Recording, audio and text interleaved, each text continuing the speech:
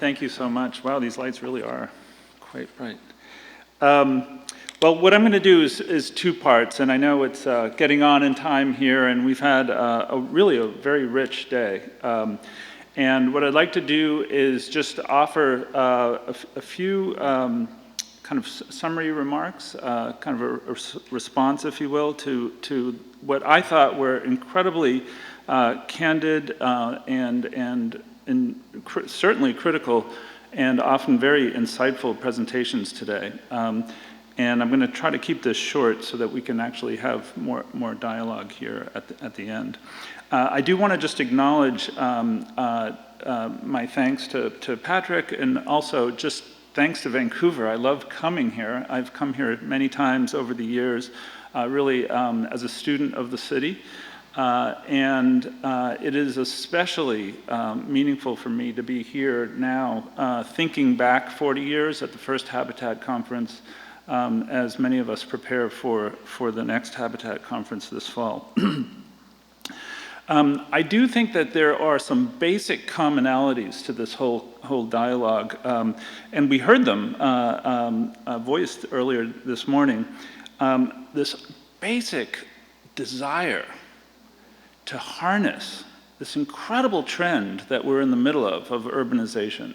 I mean, I think we have to go back to the roots of why we like urban design in the first place, and that is we have extraordinary, totally unprecedented opportunities to do good associated with this trend of urbanization. And associated, and we certainly heard that from John Friedman this morning, and we certainly associated with that, as designers, we're looking for intentionality.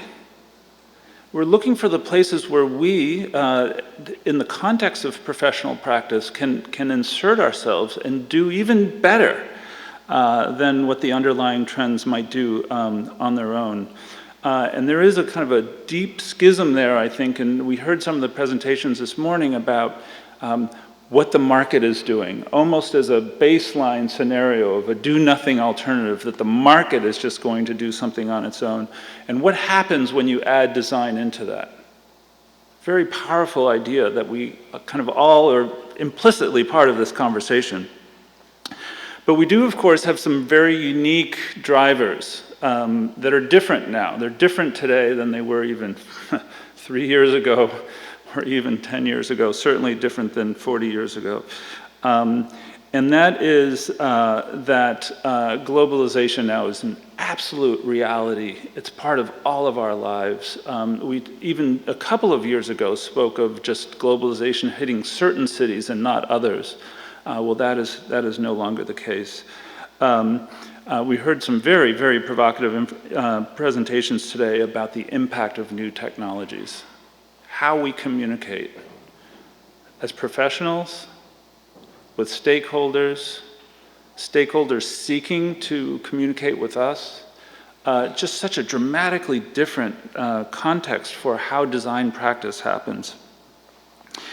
And in the context of this kind of deeper understanding of the urbanization process and the reality of this unprecedented transparency of information, we of course want to, in professional practice terms, we want to go deep in terms of the interdisciplinary opportunities and not just think about individual buildings and designing individual buildings better, but to think about how they're deeply rooted in community and how community uses buildings and the public spaces and urban spaces around them to better itself. And this interdisciplinary thinking that we as a profession have always prided ourselves as embodying has just gotten, exponentially more complicated as more and more goals are layered on top of projects. And so I believe that many of the presentations express this. We have some new questions, and some of them are new, but they're actually quite old.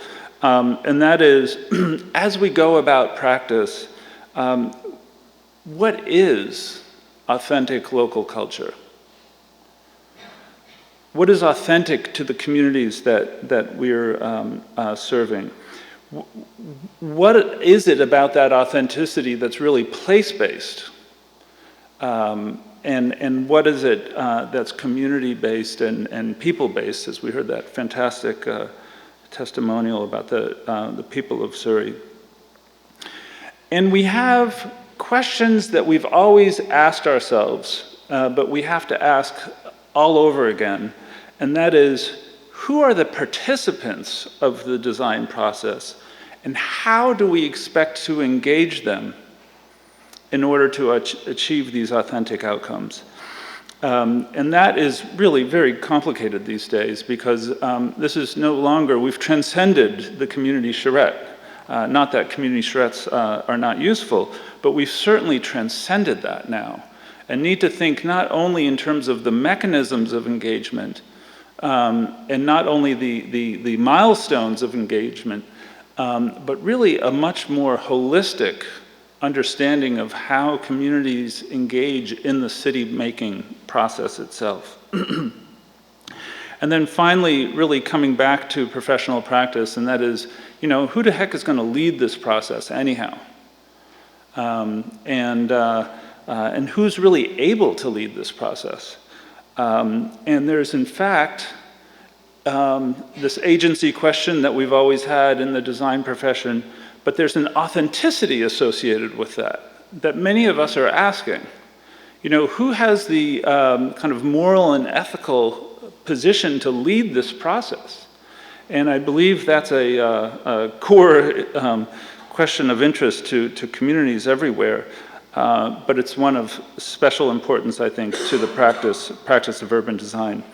Now, I've brought just a couple of slides, and they are personal slides from my own practice that I just wanted to share, and please recognize this is a outside perspective from the perspective of Vancouver. This is a project that I worked on that you can't even see because there's so many people on it, but it's a project in a city that really is maybe one of the few examples of cities that has globalization really still hasn't hit, and that is Buffalo, New York. This is a city that has lost not just some, but the majority of its population. Lost that population to a surrounding region, and lost that population to other regions of North America. And on this site, which is immediately adjacent to the downtown, is really the birthplace of the city. It's the historic terminus of the Erie Canal.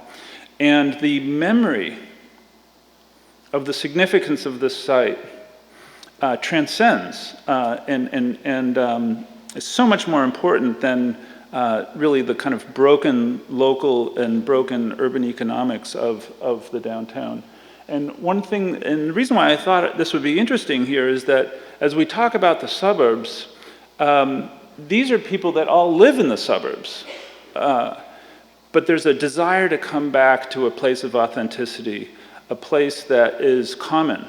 And you can see, in a city that is very segregated, this idea of common ground is such a powerful concept for us.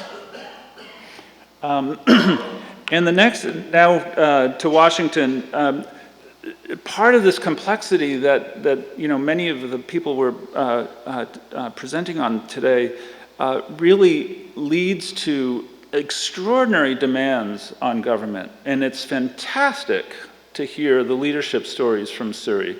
It's really very heartening to think that here's a place that's in rapid transformation and has solid governance structures to actually handle it.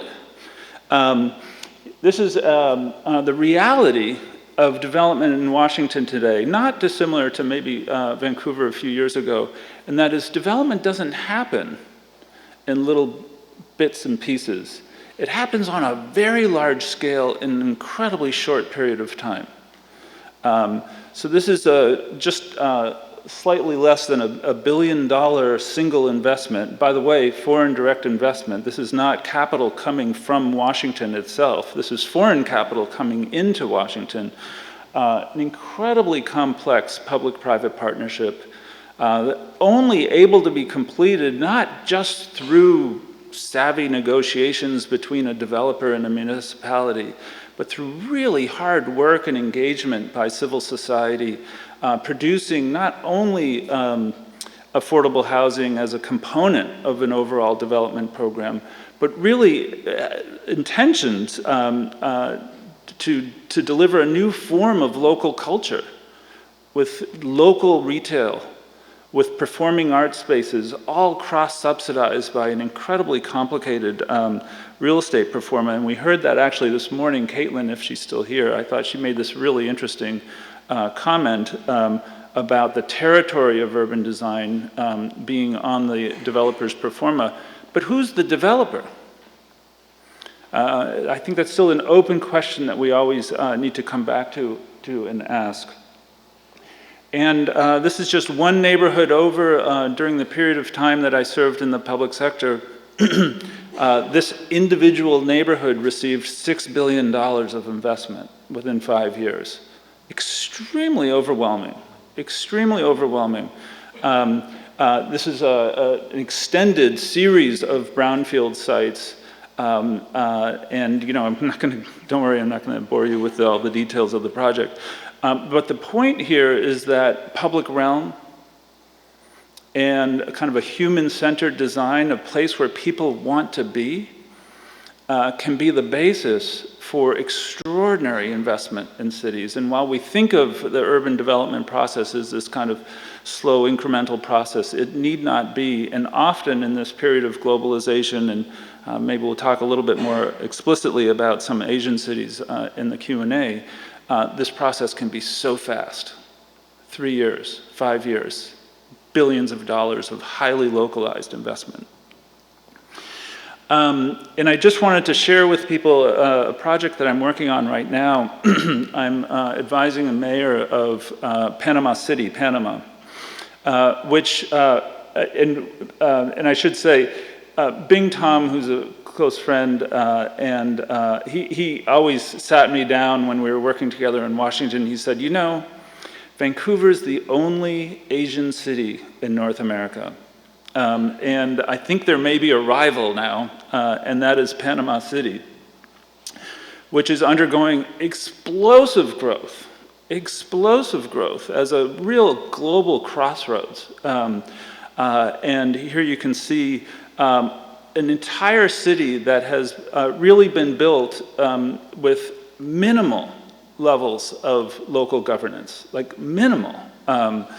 And if you were to kind of do a 180 and look in this direction, you see not just out in the suburbs, but one neighborhood away, very little economic development, incredible disparity, literally steps away from a highly localized area of global investment. But you can see, and this is the neighborhood of Caledonia in Panama City, you can see that global investment kind of creeping in. And by the way, these are point towers that are not social housing. They're not even necessarily residential uses or units for people who live in Panama. This is global capital descending upon Panama, and as in some other global cities, using the increment and the vehicle of real estate as a way of directing capital investments on this kind of global basis. And it's kind of creeping into this neighborhood that currently serves as the red light district of Panama, but trying to understand how to preserve and slow down this investment process is one of the primary challenges here. And so it is with those reflections that I'd again like to just thank Patrick for inviting me here.